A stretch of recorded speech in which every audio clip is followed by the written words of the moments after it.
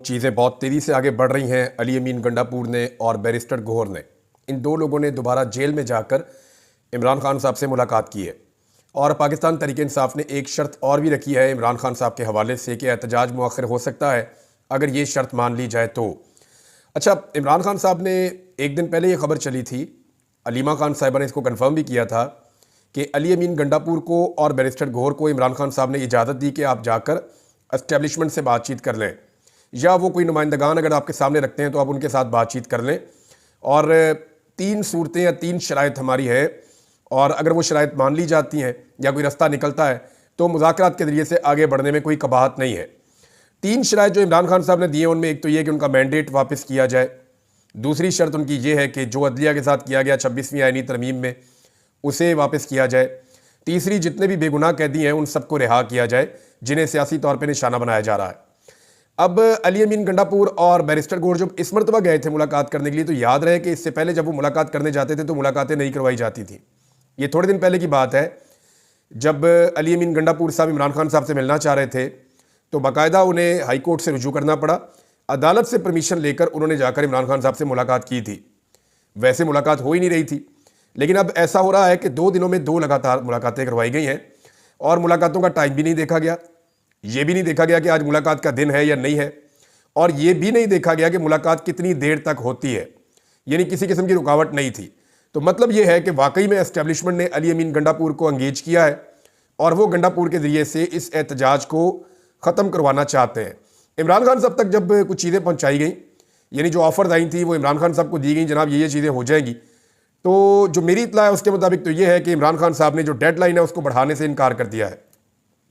लेकिन ट्रस्ट का एक डेफिसिट है ना, इमरान खान साहब से बहुत दफ़ा पहले वादे किए गए लेकिन सारे वादे तोड़ दिए गए। जनरल बाजवा के दौर से ये सिलसिला शुरू हुआ है कि अभी इलेक्शन हो जाएगा, अगले महीने इलेक्शन हो जाएगा, हम ये करवा देंगे, ये ना करें, ये करवा देंगे, वो ना करें, यहाँ से वापस चले जाएं, हम ये वाली बात मान लेंगे। लेकिन इमरान खान साहब को पाकिस्तान के सिस्टम ने बार बार धोखा दिया, और इतनी बार धोखा दिया है कि अब इमरान खान साहब कहते हैं जी पहले करो तो उसके बाद फिर देखते हैं। अभी वो अपनी कॉल एहतजाज की वापस नहीं ले रहे, और जुमेरात की रात तक की उन्होंने डेडलाइन दी हुई है इमरान खान साहब ने। अच्छा, ये मुज़ाकरात हो क्यों रहे हैं, ज़रा इसकी कुछ चीज़ें मैं आपको बता देता हूँ इनसाइडर कि ये चल क्या रहा है। देखिए, हमारे कुछ दोस्त हैं, उन्होंने इसके ऊपर अपनी राय भी दी है। पाकिस्तान तहरीक इंसाफ के लोग भी कह रहे हैं, कुछ जो इंडिपेंडेंट मीडिया है वो भी कह रहा है कि मुज़ाकरात की बातचीत चल रही है। अच्छा, ये क्यों शुरू हुई और क्यों चल रही है, कुछ फैक्टर्स हैं जिनकी वजह से ये मुज़ाकरात हो रहे हैं, कुछ पैगाम रसानियाँ हो रही हैं और इनकी वजूहात हम देख लेते हैं। कुछ मुज़ाकरात जो है वो बैकडोर चैनल के ज़रिए से हो रहे हैं और कुछ मुज़ाकरात जो है वो बराह रास्त हो रहे हैं। जैसा कि अटॉर्नी जनरल है, वो सबको पता है एस्टेब्लिशमेंट का आदमी है, तो उसने कहना शुरू कर दिया जी हम तो सफ़ेद झंडा लेकर खड़े हैं या हम तो बैक फुट पे जा रहे हैं, बाकी सबको भी चाहिए कि वो बैक फुट पे जाएं, तो आहिस्ता आहिस्ता रास्ता निकालें। तो रास्ता निकालने की बातें हो रही हैं। फैसल वाडा ने ये स्टेटमेंट दे दिया कि जी हम इस हुकूमत का बोझ और नहीं उठा सकते। अब फैसल वाडा जो है वो माउथ पीस है एस्टेब्लिशमेंट के, तो उन्होंने एस्टेब्लिशमेंट के बिहाफ पे कहा कि इस हुकूमत का बोझ हम कब तक उठाएंगे, इन्हें खुद अपना बोझ उठाना पड़ेगा। अब हो ये रहा है कि अब तक जितनी मार पड़ी पाकिस्तान तहरीक इंसाफ को, वो PMLN ने जब जब मारा या पीपल्स पार्टी ने, वो एस्टेब्लिशमेंट के साथ मिलकर मारा है। अब अगर एस्टेब्लिशमेंट इमरान खान साहब को नहीं मारती तो क्या ये दोनों जमातें मिलकर इतना मार सकती हैं कि तहरीक इंसाफ के लोगों को कुचल सके? तो मेरा जवाब है कि नहीं। अगर एस्टेब्लिशमेंट साथ ना दे तो ये वो सारा कुछ नहीं कर पाएंगे, क्योंकि देखिए एस्टेब्लिशमेंट के कहने पर पुलिस एक सर्टन लिमिट क्रॉस कर जाती है। उन्हें पता है बंदे भी मार दिए तो कोई गल नहीं, उन्हें पता है कि कितनी भी ज्यादती हमने कर दी, एस्टेब्लिशमेंट हमारे साथ है तो हमें कोई कुछ नहीं कहेगा। लेकिन सियासतदानों पे वो ऐसे एतबार नहीं करते। सियासतदानों पे एतबार करने वाले पुलिस वाले बहुत थोड़े हैं, उन्हें बहुत थोड़ी सी जगहों पे इस्तेमाल किया जा सकता है। तो पुलिस कभी भी ब्रूटैलिटी, फस्तायत और वो जुल्म और जबर की जो लेवल है उनको क्रॉस नहीं करती अगर सियासतदान कहें तो। हाँ, एस्टेब्लिशमेंट के कहने के ऊपर वो कर जाते हैं। अब फैक्टर्स कौन से हैं जिनकी वजह से ये मामला यहाँ पहुंचा है? नंबर 1 तो आलमी दबाव है, वो बढ़ता चला जा रहा है, और बढ़ते आलमी दबाव की वजह से एस्टेब्लिशमेंट परेशान है।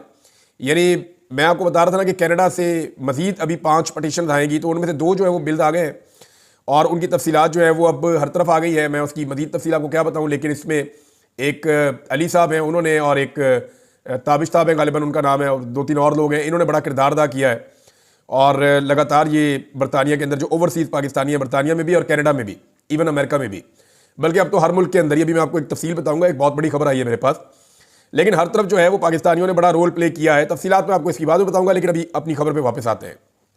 अच्छा जी, अमरीकी आशीर्वाद से महरूमी का वक्त भी आ गया है, ये भी एक बड़ा फैक्टर है, क्योंकि जो अमेरिका में रजीम मौजूद था जो बाइडन का, वो इमरान खान को मारने के या पाकिस्तान तहरीक इंसाफ के ऊपर जुल्म और जबर करने पे बिल्कुल खामोश था और उनकी रजामंदी थी उनकी। तो पाकिस्तान में एस्टेब्लिशमेंट ने और पीडीएम ने जो चाहा वो कर दिया, लेकिन अब ट्रंप की जीत से ना वहाँ पे फ़र्क पड़ गया है। फिर बरतानवी वज़ीर ख़ारजा का ख़त है, अमरीकी सेनेटर्स का ख़त है, अक़वाम मुत्तहिदा से बार बार आवाज़ें आ रही हैं। ये सारी चीज़ें जब आप मिलाकर देखते हैं तो इसका मतलब ये है कि एस्टेब्लिशमेंट अब इसका बोझ और नहीं उठाना चाहती। फिर सारा कुछ तो करके देख लिया है, जुल्म करके देख लिया, हर किस्म के हथकंडे अपना कर देख लिए, पैसे मांग के देख लिए, मुल्कों के चक्कर लगा लिए, पूरा जोर लगाकर देख लिया, हर किस्म की सहूलतकारी की गई है, लेकिन मईशत ठीक नहीं हुई और ना ही मुल्क के हालात बेहतर हो रहे हैं। तो इनकी कैपेसिटी नहीं है जिनको लाकर हुकूमत में बैठाया गया है। एक फैक्टर ये भी है। एक और फैक्टर है कि हुकूमत और एस्टेब्लिशमेंट की बदनामी में हर गुजरते दिन के साथ इजाफा हो रहा है। खासतौर पर जो मिलिट्री एस्टेब्लिशमेंट है वो पाकिस्तान में इस लेवल तक कभी भी नहीं अवाम उनसे इख्तलाफ रखते थे, या अवाम में इतने शिकवे और शिकायतें पहले कभी नहीं थे जितने अब हैं, और ये बोझ उठाना बहुत मुश्किल होता है किसी भी एस्टेब्लिशमेंट के लिए। अच्छा, एक चीज़ और है कि ओवरसीज पाकिस्तानियों और सोशल मीडिया को काबू करने की जितनी कोशिशें की गई हैं वो तमाम कोशिशें तकरीबन नाकाम हो गई हैं। अब आ जाए इस बात पे कि क्या ये वो सारे फैक्टर्स हैं या इतना दबाव पड़ गया है कि अब एस्टेब्लिशमेंट वाकई में पीछे हट गई है 4 कदम, या वो कह रहे हैं हम सफ़ेद झंडा लेकर खड़े, हम नहीं लड़ना चाहते। क्या वाकई ये हो गया है? ये फैसला तो वक्त करेगा, लेकिन इसकी 2 पॉसिबिलिटीज़ हैं। नंबर 1 ये है कि मुमकिन है कि जो वजूहात मैंने आपको बताई वो उन वजूहात की वजह से एस्टेब्लिशमेंट इतनी परेशान हो गई है कि अब उनके पास कोई रास्ता नहीं है और उन्हें लगता है कि इमरान खान को सरेंडर तो करवाया नहीं जा सका, तो उसके सामने सरेंडर ही कर देते हैं। ये नहीं, ठीक है, कोई बीच का रास्ता निकालते हैं, इमरान खान को भी बाहर आने दें, पाकिस्तान में कोई इलेक्शन करवा के तो जान छुड़ाएं अपनी। एक तो चीज़ ये है, और चले वो नहीं है तो कम से कम ये ज़रूर है कि हम भी 4 कदम पीछे हट जाते हैं। पॉलिटिकल लोग पॉलिटिक्स करते हैं, वो जो आपको शिकवे और शिकायतें थे हमारे से, कम कम पीछे हट रहे हैं। इमरान खान से हम मजीद नहीं लड़ना चाहते, या पाकिस्तान के लोगों से हम मजीद नहीं लड़ना चाहते। एक तो पॉसिबिलिटी ये है। अच्छा, दूसरा मैं आपको बताऊं, ये जो रीज़न है ये मेरे दिल को लगता है, वो ये है कि तहरीक इंसाफ के एहतजाज से फिलहाल किसी तरह जान छुड़ा ली जाए। यानी अब तहरीक इंसाफ से बड़े लंबे अरसे से लड़ रहे हैं, तो पाकिस्तान की एस्टेब्लिशमेंट ने भी बहुत कुछ सीख लिया है। उन्हें इस बात का आइडिया हो गया है कि लोग रद्द अमल के तौर पे निकलते हैं। लोगों को जब गुस्सा आता है, लोग ज्यादती होती देखते हैं, तो लोग ज़्यादा बड़ी तादाद में निकलते हैं। तो इसलिए उन्होंने रास्ता अपनाया कि जी इनको अंगेज करें, किसी तरह ये वाला टाइम गुजार दें। अगर ये महीना गुजर गया, आगे दिसंबर में फिर सर्दियाँ आ जाएगी। दिसंबर और जनवरी में आप किसी भी तहरीक को या एहतजाज को आप उस तरह नहीं देख सकते, लेकिन फिर ये मामला चला जाएगा कहाँ पे, फरवरी में चला जाएगा। तो 2-3 महीने एस्टेब्लिशमेंट गेन कर सकती है या इस हुकूमत को मिल सकते हैं। अब इस सारे झगड़े के दौरान एस्टेब्लिशमेंट ने जो कुछ भी सीखा है उसको अप्लाई किया जा रहा है कि चलो कोई एंगेजमेंट करते हैं, कोई माहौल बनाते हैं इस तरह का जिस माहौल में जरा थोड़ा सा पाकिस्तान तहरीक इंसाफ का वर्कर रिलैक्स हो जाए, आम पाकिस्तानी को लगे कि जनाब इस हुकूमत से हमारी जान छूटने वाली है, ऐसे स्टेटमेंट भी दिलवाए जाएं लोगों से। तो ये भी एक माहौल बनाया जा रहा है, जैसे कि फैसल वाडा का स्टेटमेंट हो गया, जैसा कि स्टेटमेंट हो गया अटॉर्नी जनरल का हो गया और बाकी लोगों के। लेकिन इमरान खान साहब ने अब तक की इत्तलात के मुताबिक जो अपनी जुमेरात वाली डेडलाइन है उसको बरकरार रखा हुआ है और वो किसी सूरत भी इस डेडलाइन से पीछे नहीं हटना चाहते। एक खबर यह है कि पाकिस्तान तहरीक इंसाफ ने मशरूत कर दिया है कि जनाब ठीक है, हम एहतजाज मौखर करते हैं, फिलहाल आप इमरान खान साहब को खैबर पख्तूनख्वा शिफ्ट कर दें। यानी जो ज्यादती उनके साथ की जा रही है, पंजाब में जो जुल्म हो रहा है, ये बंद करवा दिया जाए, उन्हें खैबर पख्तूनख्वा में शिफ्ट कर दिया जाए। मुझे नहीं लगता ये मुतालबा माना जाएगा। लेकिन एक चीज़ हुई है आज की एक बड़ी डेवलपमेंट, और वो बड़ी डेवलपमेंट ये है कि इमरान खान साहब की तोशाखाना वाले केस में जमानत हो गई है। ये तोशाखाना 2 केस था, यहां मजाक उड़ रहा है पूरे के पूरे निज़ाम इंसाफ का। यानी जज साहब ने तो यहां तक पूछा कि जनाब ये तोशाखाना में तोहफा कितने का लिया इमरान खान साहब ने? उतने का ही लिया ना जितने पैसे बनते थे। यानी असल में तो असेसमेंट बनाने वाले का काम है। एक तोहफा है वो आ गया तोशाखाना के अंदर, मैंने पहले 10 बार आपको समझाया। एक तोहफा है वो आ गया तोशाखाना में, अब तोशाखाना में उसकी कीमत लगाई गई, वो जो कीमत लगाई सरकारी अफसर ने लगाई, उस कीमत के मुताबिक उसको खरीद लिया किसी ने। कोई भी खरीद सकता है, इमरान खान खरीद लिया, उनकी वाइफ ने खरीद लिया और किसी ने खरीद लिया। अब वो तोहफा चला गया उनके घर। मामला यह है कि कीमत लगाई किसने, उसकी असेसमेंट किसने की, वसूल किसने की, उसके ऊपर कोई एक्शन ही नहीं हो रहा। तो जब जज साहब ने पूछा कि जनाब कस्टम अफसरान के खिलाफ कोई कार्रवाई हुई, तो पता लगा कोई कार्रवाई नहीं हुई। और बड़े अजीबोगरीब किस्म के लतीफे हैं इस केस के अंदर। तो फारग हो गया जनाब ये भी केस, और इमरान खान साहब के दोनों मामलात में 10-10 लाख रुपए के मुचलकों पे जमानत हो गई और इसमें इमरान खान साहब को रिहा करने का हुक्म दे दिया गया। लेकिन इमरान खान साहब बदस्तूर अभी गिरफ्तार है। गिरफ्तारी की वजह जो है वो 2 शहरों में मुकदमात हैं। वैसे तो इमरान खान साहब पे शेखुपुरा में और फैसलाबाद में भी मुकदमात किए गए हैं, लेकिन लाहौर और रावलपिंडी के, इस्लामाबाद के जो मुकदमात हैं उनमें, खासतौर पर रावलपिंडी के, तो इमरान खान साहब को उनमें जो है वो अभी जेल में रखा गया है। यानी लाहौर के 8 मुकदमात हैं इस वक्त 9 मई के हवाले से, जिनमें इमरान खान साहब की जो जमानत है वो पेंडिंग है। अभी फिलहाल गिरफ्तारी इनमें है और यहां इमरान खान साहब जुडिशियल रिमांड पे हैं। यानी अब एक साबिक वजीर आजम, जो कौमी हीरो भी है, जो आलमी लेवल का लीडर है और पाकिस्तान का सबसे बड़ा पॉलिटिकल लीडर है आज की तारीख का, वो फौजदारी मुकदमात में सिर्फ जुडिशियल रिमांड पे जेल में मौजूद है। यह भी एक लो लेवल है पाकिस्तान का, एक नया रिकॉर्ड पाकिस्तान में लग रहा है। बहरहाल फौजदारी मुकदमे में इमरान खान साहब अभी अंदर हैं। 8 केसेज हैं जहां पे उनकी जमानत दायर हो चुकी है। 30 नवंबर को लाहौर में इंसदाद दहशतगर्दी की अदालत में इसकी समाअत होगी और यहां पे अगर इमरान खान साहब को बेल मिलती है तो फिर उनको छूट जाना चाहिए, लेकिन अगर फिर गिरफ्तार रखना होगा तो फिर किसी और शहर के किसी मुकदमे के अंदर गिरफ्तारी डाल दी जाएगी। तो ये निज़ाम अगर 500 साल भी चाहे ना तो इमरान खान साहब को जेल में रख सकता है। अब मामला यह है कि क्या एस्टेब्लिशमेंट वाकई इमरान खान साहब के साथ कोई मामला तय करना चाहती है? तो इमरान खान साहब की शर्तें बड़ी कड़ी हैं।